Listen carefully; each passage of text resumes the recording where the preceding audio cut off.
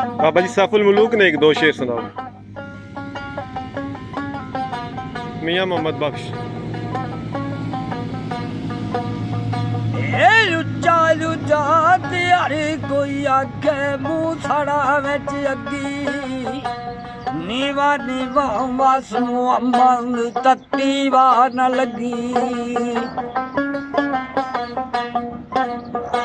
हिजर तेरा पानी मंगे खूनड़ा दे मगड़ों जी करदा तेनू सामने बिठा के मैं दर पुराने छेड़ों दुखिया दी गल दुखिया सुनदा दुखिया नू की खबरां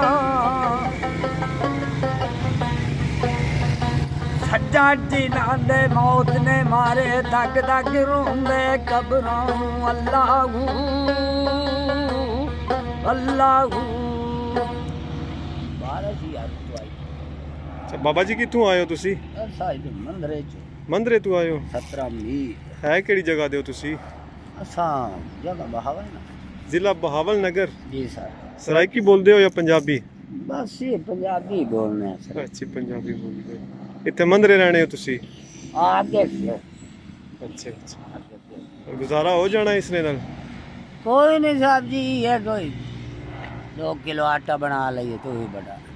आजकल तेन पता गरीबा जी जी महंगाई बड़ी हो गई है ना बस वो अल्लाह ही है जी महंगाई वाले ही खुश रहे जी जी जी दुए ही खुश रहे ऐसा क्या आख सकते सही बस साठी दी तेरी गुंजाइश ही नहीं जी ते तुसी यही अगे पीछे जाके ते बस होटलां ते जा सा इधर जा सा लोग पैसे शैसे देने ने बस कोई दे देंदा जी कोई नहीं देंदा बस कोई जोर तो साडा है जी चलो अल्लाह रहम करे ओदा भला जो ना देवेगा ओदा ही ओदा भी भला अच्छा है ठीक है बाबा जी बहुत शुक्रिया थोड़ा जज़ाक अल्लाह। ठीक है।